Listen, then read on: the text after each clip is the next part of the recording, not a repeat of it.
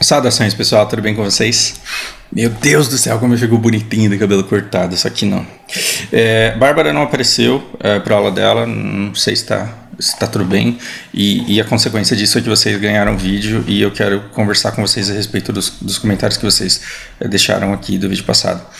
Primeiramente, Eugênio, se eu pudesse te dar um abraço agora, e eu te diria, cara, desculpa se você se sentiu ofendido com a minha maneira de expressar a forma Eugênio brasileira de se pensar. Eu entendo que você se sentiu ofendido com isso, eu te peço desculpas por você ter se sentido ofendido. O meu tom ele foi muito ácido, embora a minha intenção, eu preciso que você entenda aqui que eu vou me explicar. Muito pelo contrário, eu não me sinto atacado, não me sinto ofendido, e eu fico feliz com a tua presença. Eu gosto muito que você discorde de mim, que todos vocês discordem de mim e que me agreguem conhecimento. Eu não me coloco aqui como intelectual, eu não me vejo como intelectual, eu me vejo como entusiasta em múltiplos campos. Eu comecei a jogar um monte de vídeos de HOTS aqui quando eu estava extremamente empolgado com HOTS. Comecei a jogar um monte de vídeos de BDO quando eu estava extremamente empolgado com BDO. E eu vou continuar jogando um monte de assuntos sobre os quais eu estou interessado, e eu sou leigo em todos eles. Então, existem ainda pessoas que ainda estão especializadas em HOTS, existem gente especializada em BDO, e essas pessoas todas sabem muito mais do que eu, porque eu não me aprofundo nos assuntos, e eu digo isso na descrição desse canal. Eu sou entusiasta em muitos campos do conhecimento e acabo não sendo bom em nenhum deles. E eu sei que eu tenho que melhorar em todos eles. Eu sei que eu cometo muitos erros em todos os temas que eu abordo, e eu estou aqui aberto a correções. E as suas opiniões, eu percebo que a gente discorda em muita coisa, mas que você tem o seu ponto, e eu respeito o seu ponto, e eu não quero que você mude, eu não quero que você seja diferente. Mas essa discussão ela é muito saudável, essa discussão ela é importante, e eu fico feliz assim, de ter presença de contrapontos aqui. Eu acho que isso enriquece demais o canal e eu te agradeço muito por isso. Jamais vou te bloquear e jamais vou te xingar também, tipo, não fiz isso. Eu falei num tom que você pode ter entendido como ofensivo, e eu te peço muito desculpas. Peço muito desculpa pela minha atitude, que se eu não tivesse tão inflamado ontem, eu acho que não teria sido tão pesado assim o meu tom. Falei que eu ia explicar, né? Gente, eu morei 10 anos no Japão. Então, assim, eu cresci no Brasil, tive uma educação muito, muito comum com as pessoas que estavam próximas de mim no mundo offline. Então pensa, década de 80 e 90 foram décadas offline. Então eu estava ali com a mesma mentalidade das pessoas que me cercavam e que conviviam todos os dias comigo. Antes de ter acesso à internet, que abre pra gente um mundo de possibilidades e deixa a gente em contato com pessoas completamente diferentes de nós, antes de acontecer isso comigo, o que aconteceu? Eu fui pro Japão. E quando eu cheguei no Japão, eu tive que me adaptar a uma cultura... A Bárbara apareceu. Eu tive que me adaptar a uma cultura... Eu vou pausar aqui só para responder ela e já continuo. Tá, a Bárbara devidamente respondida, agora eu esqueci onde eu estava. Eu falei que eu cheguei no Japão, e para me adaptar e para sobreviver ali, eu tive que aprender toda a cultura deles. E assim, eu já conheci um pouco da cultura americana por ser muito paga-pau de americano na época que eu era adolescente, pré-adolescente. Quando eu cheguei no Japão, eu tive contato com uma cultura que eu nem tanto admirava, nem tanto conhecia, mas que me deixava extremamente curioso. E eu demorei bastante tempo para entender a maneira japonesa de pensar. No Japão, eu tive contato com... Bom, enfim, o japonês, história, cultura, e eu vi que, assim, existem determinados traços que marcam o povo, e que marcam a forma como as pessoas se colocam como cidadãos e como seres pensantes e da maneira como eles convivem. Eu tive a oportunidade também de conhecer filipinos, indonesianos, peruanos, e aí você percebe, quanto mais culturas diferentes você conhece, mais você percebe que a sua, ela é uma única no meio de muitas outras, que são todas diferentes, e que por serem todas elas diferentes, nenhuma delas está plenamente certa, mas nenhuma delas está errada também. Elas simplesmente são diferentes. Elas simplesmente são diferentes. Quando eu voltei para o Brasil, eu me deparo com essa dificuldade que eu tenho de aceitar determinadas características da nossa cultura que enxergam determinadas coisas de forma específica, sendo que eu eu não vejo isso dessa forma. E você tá vendo como isso não é me colocar como mais inteligente, isso não é querer colocar quem tá aqui como burro. Não se trata disso, não se trata disso, mas eu vou ser para sempre um questionador da maneira como a gente enxerga as coisas. E o meu canal é muito sobre isso. Quando eu falo assim, eu quero propor reflexões, eu quero que fiquem reflexões, eu não quero mandar em você para que você pense diferente do que você pensa hoje. Eu quero que você reflita, porque muito do nosso comportamento ele não é refletido. A gente simplesmente faz o que a gente vê os outros fazendo, e a gente simplesmente segue com cerimônias que a gente viu outras pessoas apresentando. E você pode passar a vida inteira reproduzindo coisas que na verdade com as quais você nem concorda. Nem concorda. Eu tenho depoimentos de seguidores meus aqui que dizem assim, cara, eu não acredito em Deus. Mas eu não manifesto isso. Por quê? Porque eu estou imerso numa comunidade que me abraça. E eu não quero deixar de fazer parte dessa comunidade. Já tive uma pessoa muito especial para mim, que ela falou, cara, eu quero que você pare de falar de Deus comigo, porque eu não quero ter que pensar em determinadas coisas, porque eu tenho medo da conclusão que posso tirar disso. E eu não quero perder esse alicerce no qual tudo em que eu construí na minha vida inteira se baseia. E eu falo, tá bom, nunca mais falaremos sobre religião, não quero atrapalhar, mas eu quero que você possa refletir, caso você queira, não porque você pense como eu, porque isso é impossível, mas tem determinadas coisas da nossa cultura brasileira que me dão dor, que me causam dor, e aí eu venho e tento causar reflexão. E aí eu percebo que o meu ponto ele reverbera, ele toca nas pessoas e as pessoas falam, cara, é verdade. Mas e a mudança? Porque aí você fala, cara, toda conscientização ela tem que vir com uma mudança. Eu e a pessoa que escutou não vamos conseguir mudar nada. Mas a gente começa a fazer parte de um processo que deixa de pelo menos refletir tudo aquilo replicar tudo aquilo que é dito, que deixa pelo menos de replicar todas as respostas fáceis, todas as respostas prontas, todo o discurso decorado, e aí você começa a ver que existe muita coisa além daquilo, e que todo discurso decorado ele é escrito com um objetivo. Ele é escrito com um objetivo. Bom, precisamos falar das coisas pelas quais eu estou apaixonado, e eu quero que vocês vejam... bom, eu assisti, cara, essa conversa com o Meio. Eu achei ela sensacional. Essa profissional aqui eu já conhecia. E aí eles falam sobre o livro que ela escreveu. Ele dá uma entrevista espetacular. E aí eu comprei o livro. E eu preciso dizer para vocês que eu tô... não cheguei nem na metade desse livro, mas ele é curtinho. Ele é daqueles livros que você lê em 2 dias. Chama Defesa do Espaço Cívico. Sensacional. E assim, não é uma pessoa ressentida falando mal de alguém. Existem livros que são pessoas ressentidas falando mal de alguém. Não, é uma pessoa extremamente embasada falando sobre democracias no mundo inteiro e o que todas as democracias elas estão passando em comum, porque existem muitas estratégias sendo aplicadas exatamente da mesma forma no mundo inteiro. Então eu estou aqui o tempo inteiro, de forma recorrente, falando nesse canal o tempo todo que nós somos uma cópia cuspida e descarrada da sociedade americana hoje. Eu vivo falando isso, mas aí eu descobri que existem muitas outras cópias cuspidas e descarradas da sociedade americana hoje, porque tem muita gente usando exatamente os mesmos métodos e assim, é um pouco assustador. Essa leitura ela é um pouco assustadora. Depois também eu quero deixar como recomendado, só para vocês que já vão parar de assistir daqui a pouco e que não vão chegar no final do vídeo, eu quero deixar... Vejam, Fausto, por que você não grava um vídeo sobre o caso do estupro culposo? Alexandre, eu deixei 4 links aqui. De análises sensacionais. Inclusive, esse último aqui ele foi recomendado pelo Eugênio. O Eugênio, ele mostrando o ponto da forma como ele se informa, ele cita esse 4º link aqui, que é também um posicionamento sensacional.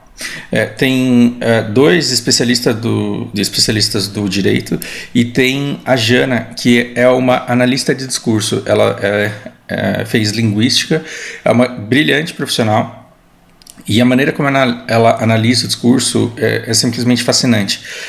Principalmente, vamos supor que você não queira dedicar o seu tempo a muitos desses vídeos, assista pelo menos esse 3º. Então, assim, existem 3 verdades. A da vítima, a do abusador, e existe a verdade de verdade que nunca será descoberta, e as pessoas elas estão lá tentando chegar o mais próximo da verdade, de verdade.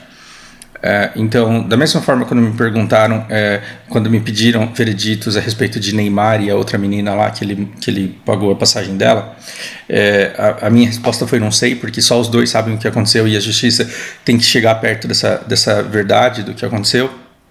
Dadas as duas versões, eu não tenho como opinar, isso cabe à justiça. É a maneira como a gente aborda esse ponto que deve ser refletida.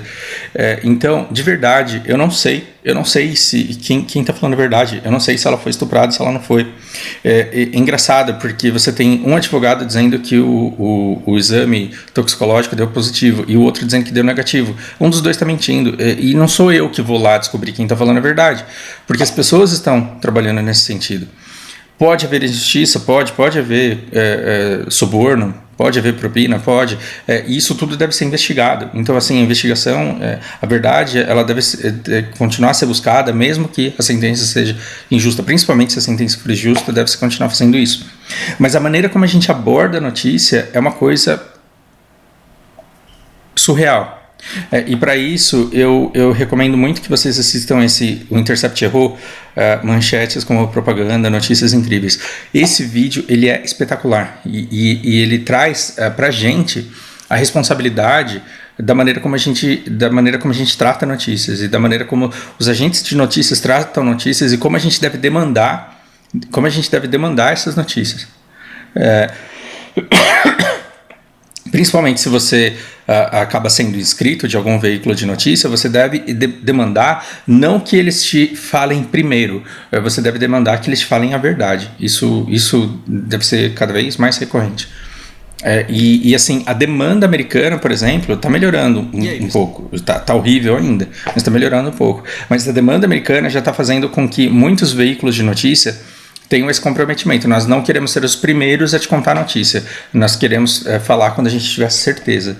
Então, uma mudança da demanda no sentido de querer notícias mais precisas, que tragam mais verdade, é o primeiro passo para acabar com toda essa desinformação, todo esse mar de desinformação onde a gente vive, em que as pessoas só leem manchetes e não se aprofundam na matéria e não buscam pela verdade, elas buscam por coisas que validem a raiva que elas estão sentindo ali na hora. Muita coisa poderia ser poupada se o Intercept ele tivesse tomado cuidado com a maneira como ele redigiu as coisas, para ter aquele monte de visualizações como eles tiveram, para servir de base de alimentação de todo o furor que veio depois. Isso é uma coisa muito importante. Agora, com 3 minutos de introdução, eu quero falar sobre a única pessoa que talvez eu consiga responder da maneira que eu quero. O All Colors ele fala reflexos de uma educação freiriana, Paulo Freire, onde o mais importante é discutir o social, mesmo sem saber interpretar um texto. Concordo. Até certo ponto em que eu vou colocar pitacos aqui. O brasileiro não sabe discutir ideias, possui baixa tolerância à pluralidade, pois não foi educado para isso, verdade. E aí vem todo o contexto das redes sociais intervindo na vida cotidiana das pessoas, com algoritmos mostrando a elas apenas o que elas querem ver, verdade. Eu vivo falando isso aqui também.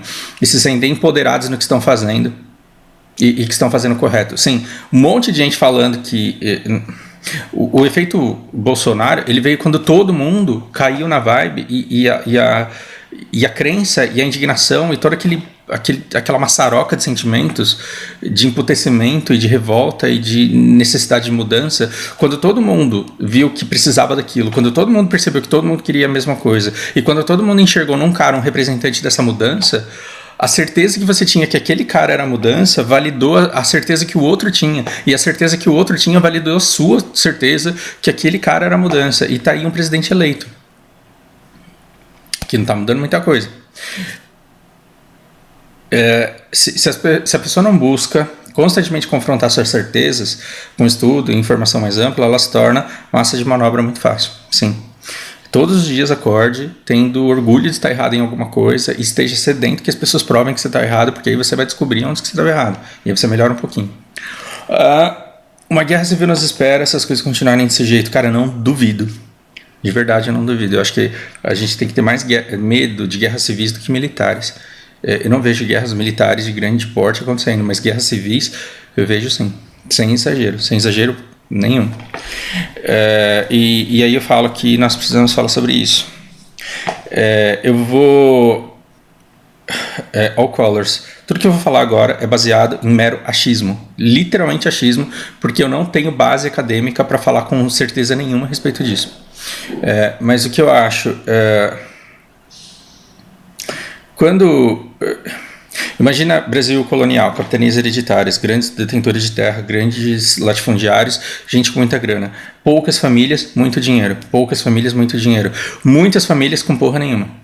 Quando você vê o resultado da abolição, da escravatura, você entende o Rio de Janeiro. Quando você vê o abandono que foi dos escravos, você entende o Rio de Janeiro, com uma família, assim, com poucas famílias, detentoras de muitas posses, morando perto da praia e empurrando todas as pessoas que não tinham nada para dar-lhes migalhas ali com o consumo que eles tinham ali naquela faixa de riqueza, e empurrando as pessoas que vinham trabalhar por essas migalhas, só que em condições cada vez mais precárias, cada vez mais para cima do morro.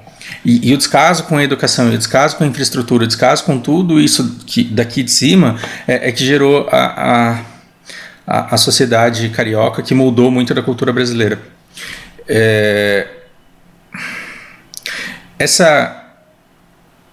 Quando você olha para um povo que não tem outro jeito,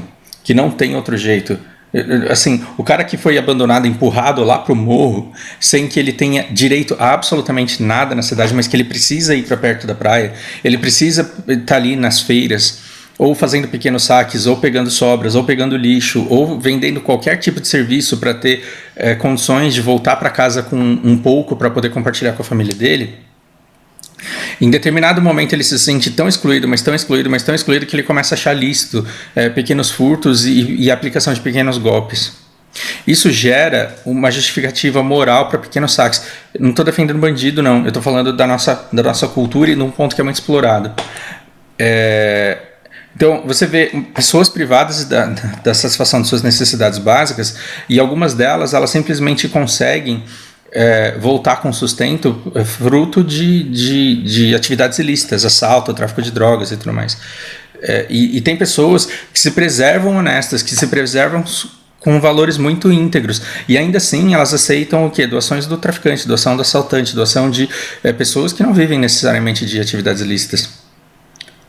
Então, assim, o conflito moral que essas pessoas têm, o problema que elas têm com a consciência delas é um negócio assim, assustador.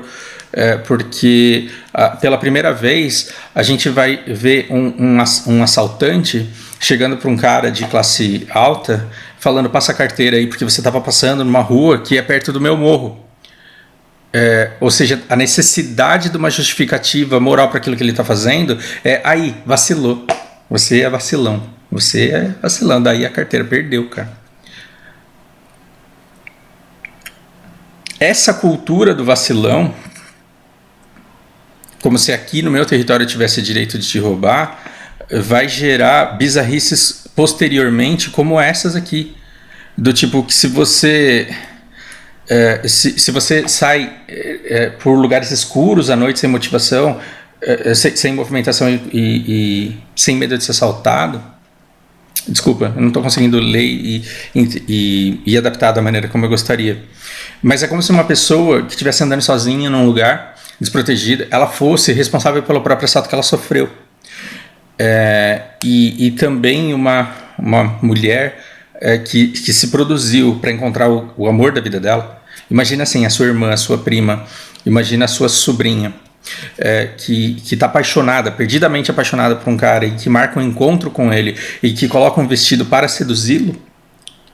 Ela no meio do caminho encontra várias outras pessoas que acham que, da mesma forma que tem o vacilão, que nós temos o direito de assaltar porque afinal de contas nós estamos passando fome enquanto muitos têm muito, entende? São bizarrices assustadoras. Aí você fala: mas isso não tem nada a ver com Paulo Freire. Calma.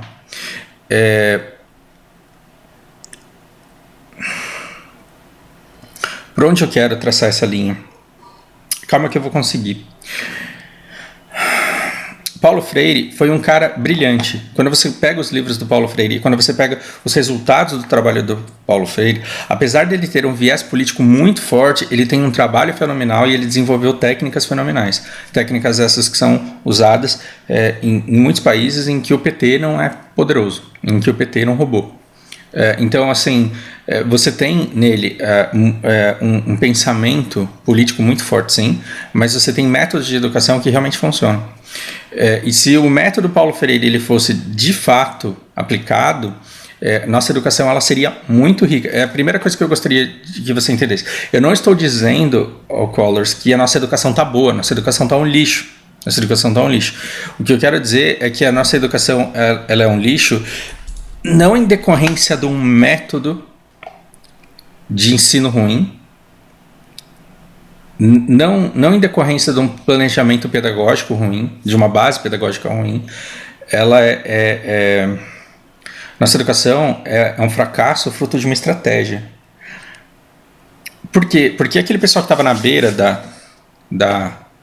da praia, assim como os grandes latifundiários que detinham grandes fazendas em Goiás, no Mato Grosso, as grandes famílias, as famílias mais ricas, as herdeiras das capitanias hereditárias, elas, embora tendo perdido todos os escravos, elas não deixaram de escravizar toda a sociedade, não deixaram de fazer o país trabalhar por elas. Eu conheço três pessoas de famílias absurdamente ricas e elas não têm nenhuma consciência. Absurdo, assim, é surreal a falta de consciência moral, histórica que as pessoas têm. Elas realmente se acham divindades superiores e elas acham que elas estão naquela posição porque elas realmente merecem e porque elas pertencem a uma casta superior, e isso é fruto da educação que elas recebem, de coisa que vem se perpetuando. Porque essas famílias, as mais ricas, quando o nosso país ele começou a se formar, o que você teve? Você teve, na época da construção de Brasília, com o endividamento massivo do Estado, era muito importante para essas famílias extremamente ricas, era muito importante. Eu fico imaginando as pedras que vão tacar em mim e o quanto vão me chamar de alienado e de alucinado, e do quanto vão pedir para eu provar isso e eu não tenho como provar. Mas assim, essas grandes famílias, elas se perpetuaram na riqueza, se perpetuaram na concentração de renda por dois caminhos. Primeiro através de bancos e depois através de endividamento do Estado. Então, assim, primeiro você vai ser... você não vai ser o gerente do banco, nem o diretor do banco. Você vai ser acionista do banco e vai fazer parte de um concentrado ali de pessoas, do número reduzido de famílias que vão tomar todas as grandes decisões através de seus testas de ferros e que vão ser beneficiados com toda a retirada de dividendos, como esses milionários, bilionários que os bancos pagam aí aos seus acionistas. Não só eles são donos dos bancos e assim, perdi o meu escravo, mas eu não vou perder a minha riqueza. Por quê? Porque aquele escravo que era meu, eu vou alforriá-lo e ele vai morar lá no morro. Só que ele vai comprar uma coisa nas Casas Bahia. Estou falando que as Casas Bahia são donas de escravos? Não estou falando isso. Estou querendo dizer que o método de mandar o cara lá e dar um carnê na mão do cara, para ele ficar pagando 3 guarda-roupas pelo preço de 1, 2 televisões pelo preço de 1, 3 carros e meio pelo preço de 1, de fazer o cara pagar financiamentos de 30, 40 anos por um imóvel, sendo que você é o dono do banco que está ganhando todos os juros e que está tomando a casa do cara, está tomando a televisão do cara, está tomando o carro usado que o cara comprou financiado. E isso é uma manutenção daquele status quo de 200 anos atrás.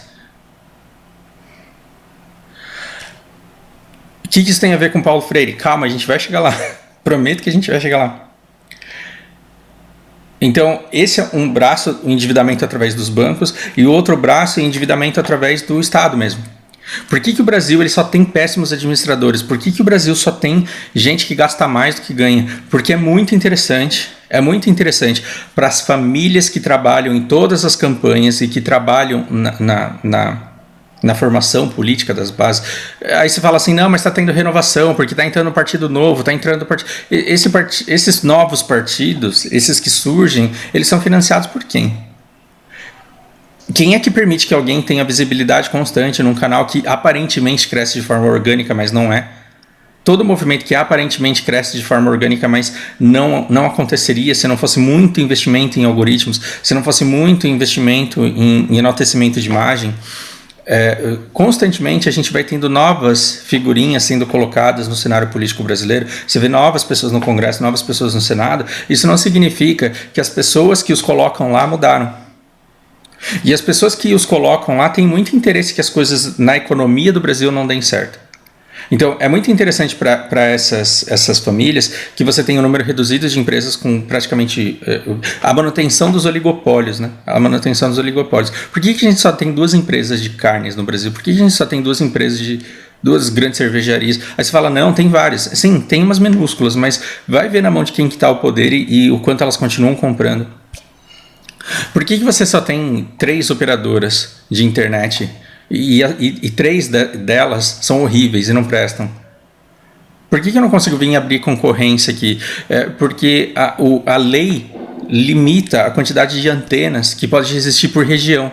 Por quê? Baseada em pseudociência, que a antena vai te dar câncer. Então tem que estar limitado. Por quê? Porque uma antena pode atrapalhar a paisagem do lugar. Então você não permite que antenas sejam colocadas. Aí o que você faz? Eu quero vir aqui para abrir concorrência com 2, 3, 4 operadores que tem na região. Eu não consigo nem instalar antenas no lugar porque a lei proíbe. E essas empresas elas não podem nem gastar mais do que elas querem. Por quê? Porque elas podem alegar que é a lei que as proíbe de melhorar o sinal. Então assim, você tem inúmeros problemas feitos em quem escreve a lei, porque as pessoas que estão lá, elas não estão escrevendo a lei para o bem do povo, elas estão escrevendo a lei para a perpetuação dos benefícios dessas famílias, que ganham dinheiro através de bancos e através do endividamento do Estado. É bom que as coisas deem ruim, é bom que o Brasil não tenha dinheiro, é bom que ele tome decisões erradas e que ele caia em crises financeiras. Por quê? Porque ele se endivida, e aí você vai ver para onde é que está indo o nosso gasto público. O nosso gasto público ele vai majoritariamente para a liquidação de dívidas. O endividamento do Estado sempre é um grande problema para o Brasil. E o que ele está fazendo? Ele está pagando juros daquele dinheiro que você toma emprestado. E porque você é bombardeado com propaganda de gente que fala que você tem que investir no Tesouro Direto, você coloca R$1.000 no Tesouro Direto, e aí quando você vê na sua conta 1.015, você fala, caralho, virei rentista nessa porra. E aí você olha para essa mecânica de enriquecimento através do endividamento do Estado e você acha isso uma coisa legal, porque afinal de contas está te beneficiando, está te dando R$15 por mês. Só que esse endividamento do Estado, ele não está te dando só 15, ele não está gastando só R$15 com você. Ele está gastando R$15 com seu vizinho e ele está gastando 15 bilhões com outros que a gente não sabe o nome e que estão perpetuando essa situação há muito tempo. Então é uma maneira muito conveniente de você perpetuar essa escravidão da população, para que você tenha somente o bem para você. E o que é que poderia dar ruim nisso? 40 anos atrás, 30 anos atrás, quando essas famílias se reuniam e diziam o que é que pode dar errado para a gente no futuro, uma das piores coisas que poderiam acontecer para essas famílias que ganham dinheiro com o endividamento do Estado, que ganham dinheiro com os bancos que são delas, que ganham dinheiro com o endividamento das famílias que não conseguem pagar suas contas, a pior coisa que poderia acontecer com elas seria a educação da população. Se a população ela fosse educada, ela saberia fazer contas de matemática financeira e ela jamais teria um cartão de crédito. Essa família jamais teria um cheque especial. Ela jamais compraria um carro. Se essa população estudasse filosofia na escola, ela pensaria, um carro de R$100.000 para quê? Para construir uma imagem, para que eu possa mostrar para as pessoas e ser admirado? Por que eu não posso ser admirado pelo meu intelecto, pelas minhas ideias, por aquilo que eu penso, por aquilo que eu sou? Então, para essas, 200 famílias aí que a gente tem no meio, endividando o Estado, donas dos bancos, endividadora de pessoas físicas, que estão constantemente num país em crise econômica, embora rico da maneira que é, Essas pessoas que ganham um salário de subsistência e que são constantemente bombardeadas com propagandas de coisas que supostamente lhes trariam felicidade. Você ganha R$1.000 por mês, mas você enxerga a felicidade num iPhone de 5 mil. Você ganha R$1.000 por mês, mas enxerga a felicidade num carro de 100 mil. Você que tem inúmeras formas, inúmeros itens na sua casa que foram parcelados e que você está pagando juros. Você é só mais um escravo que, depois de alforriado, continuou trabalhando para a manutenção dos privilégios de uma casta aí de 200 de famílias. Qual a única maneira que a gente teria de acabar com tudo? A nossa própria mini Revolução Francesa. Que seria pegar essas famílias e falar, vai tomar no cu de vocês. Não vou mais pagar juros, não. Esse país não vai mais pagar rentismo para vocês, não. A gente vai fazer uma auditoria desse negócio aí. A gente vai liquidar essa dívida para que vocês não tenham famílias eternamente, perpetuamente sustentadas pelo pagamento de juros de dívida pública. E a gente também não vai mais aceitar 28%, 18% de juros de um cartão de crédito atrasado, com juros sobre juros, endividando e escravizando as famílias. Não, isso vai acabar. A gente vai construir uma sociedade diferente para nós. Só que para que a população se una, para que ela pense nisso, para que ela queira debater aquilo que ela quer da sociedade dela, haveria que se aprender matemática financeira, filosofia, história. Então era muito importante que essas famílias desenhassem um projeto de educação. Na verdade, um projeto de deseducação. E aí uma educação que era boa no começo da década de 80 ali, ela foi extremamente sucateada por tudo que veio depois. E você não pode falar que isso foi uma coisa do PT. Foi uma coisa de todos os partidos juntos, que estão lá, todos eles colocados por famílias que sabem muito bem o que querem. Então, o Brasil sempre teve grandiosos intelectuais. O Brasil sempre teve grandiosos pedagogos. Sempre teve grandiosos professores. Só que o sucateamento da vida do professor, o sucateamento do conteúdo dado aos alunos e o sucateamento da forma como esse conteúdo é passado para os alunos, ele foi um projeto e ele nada tem a ver com a obra de Paulo Freire. Eu gostaria só de separar as coisas, porque a gente acha que Paulo Freire foi um cara que enganou todo mundo com uma mentira que levaria o país ao sucateamento e ao comunismo. Quando, na verdade, embora tendo ideais comunistas, embora tendo ideais tidos como subversivos, ele criou métodos simplesmente sensacionais que são efetivos. O meu trabalho ele é feito muito baseado em coisas pensadas e arquitetadas por ele. E que eu descobri também de maneira empírica e que depois eu falei, cara, é muito aquilo que eu já fazia e eu não sabia. E agora que eu vou ler esses livros aqui, talvez eu consiga fazer melhor o que eu já fazia de certa forma, inicialmente de forma intuitiva. O trabalho dele ele é muito bom, só que a maneira como o nome dele foi usado para aplicar um projeto de deseducação foi cruel. Foi cruel. E aí o que acontece? Acontece que você pega essa pessoa que está lá no morro, que você não quer que aprenda nada. Por quê? Porque senão um dia ela vai questionar por que é que você mora na beira da praia e por que é que seu apartamento é tão grande e por que é que você vive tão confortavelmente nele se fui eu que construí essa porra aí.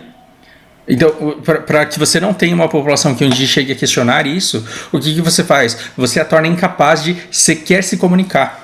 Você deixa a educação dela tão ruim, mas tão ruim, que ela não seja sequer capaz de dizer o que ela pensa, de entender o que o outro pensa, que não faz com que ela seja capaz de escrever um texto, de redigir um texto, e não faz com que ela seja capaz de interpretar um texto que alguém escreveu para ela. E aí você mantém o seu controle. Então, assim, os 3 pilares da sustentação dessas poucas famílias nos privilégios infinitos que elas têm, estão aí alicerçados em endividamento público, privilégios de bancos e a deseducação da população, endividamento de famílias. Tudo isso forma o que nós temos hoje. Então, quando você fala que a pessoa que está na escola ela só se importa em discutir o social, na verdade é uma culpabilização da vítima, da mesma maneira que você culpar a menina aqui por ter sido estuprada porque ela estava de saia curta e bêbada. Então você dizer que o cara, que esse povo esquerdista aí só fica falando de causas sociais, só fica falando de causas LGBT, isso daí é culpar a vítima de algo sobre o que ela não tem culpa. E sobre o que ela não tem culpa? Ela não tem culpa que ela não é estimulada a ler clássicos. Ela não tem culpa que ela não tem acesso à informação da maneira como ela poderia ter. Ela não tem culpa de não ser estimulada a pensar de forma crítica. Ela não tem culpa de não ter sido ensinada a interpretar e a redigir textos e a construir textos. Você tem professores extremamente desmotivados, tendo que apresentar um conteúdo de forma arcaica, sem recursos para apresentar o conteúdo de forma modernizada. Você tem uma população que não vê aplicabilidade para o conteúdo que lhe é imposto. Então, assim, você vai para a escola, você tem que aprender toda aquela matéria, fatores que influenciam no clima. Aí você vê lá maritimidade, altitude. Você fica olhando, para que eu quero saber isso? Aí entra e troca de professor. Hoje a gente vai aprender o sorvete da física. Vem aqui, a velocidade média, e você fica olhando, onde é que eu vou usar esse negócio? Se a coisa fosse te apresentada de forma diferente, você se apaixonaria por aquilo. Mas aí a gente não pode culpar o aluno por não ter interesse, e a gente não pode culpar o professor por não ter recursos para transformar aquele conteúdo de forma que ele seja apelativo, atraente para os alunos. Por quê? Porque você tem uma forma imposta pelo MEC, que se você não ensinar aquilo daquele jeito, tá errado. E aí você vai preso. Você tem que ensinar exatamente aquele conteúdo. E aí você vem e coloca o quem para decidir o que é que as crianças vão estudar? O Weintraub.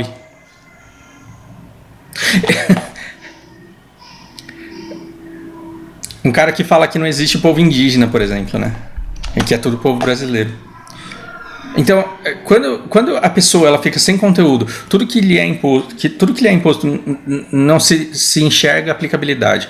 Você não acha que você vai conseguir usar matemática, física, química, você não acha que você vai conseguir aplicar geografia, você está tendo aula de inglês toda semana, mas você não está aprendendo nada de inglês, você não acha que você vai conseguir chegar à fluência com aquelas aulas que você tem na escola.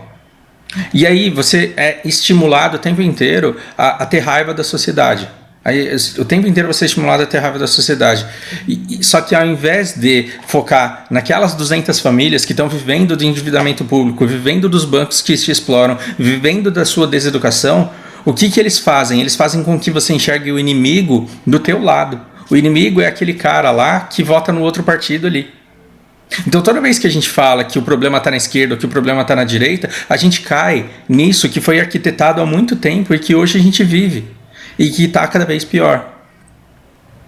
Enquanto o Carlos Roberto ele olhar para mim e ele achar que o problema do Brasil sou eu,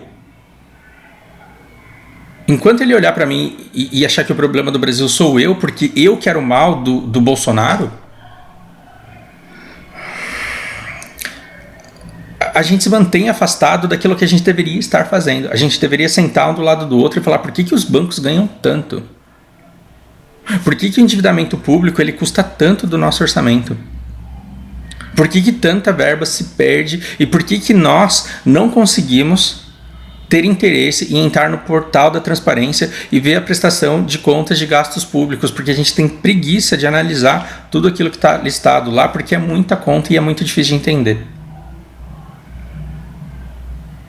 Então, eu não diria que isso é um reflexo da educação freiriana, porque eu acho que isso macula demais, isso polui demais, isso suja demais o nome de Paulo Freire. Paulo Freire foi um cara bom, cujo nome foi utilizado para aplicar uma estratégia cruel de deseducação da população.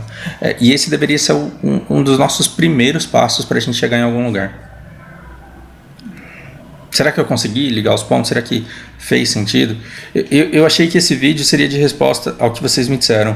Não dei conta, eu vou fazer um outro vídeo. Talvez no outro vídeo eu venha fazer uma análise de discurso e a gente vai linha a linha comentando aqui os pontos do Carlos Roberto, e de forma que não pareça que a gente está se vendo como inimigo, mas para tentar levá-lo à reflexão e para ver se ele... para ver se a gente consegue mostrar o quanto isso daqui pode ser uma reprodução de um discurso ensaiado e meticulosamente, cuidadosamente redigido, que é repetido à exaustão, e aí você começa a reproduzir tendo certeza que aquilo é verdade, e na verdade aqui tem um monte de coisas não refletidas que não fazem muito sentido. Ok? Bom, por hora é isso. Eu agradeço muito a Bárbara por ela ter esquecido a aula dela, porque foi o que ela me falou aqui, que ela achou que hoje era sexta-feira. E por hora é isso. Um grande abraço para vocês.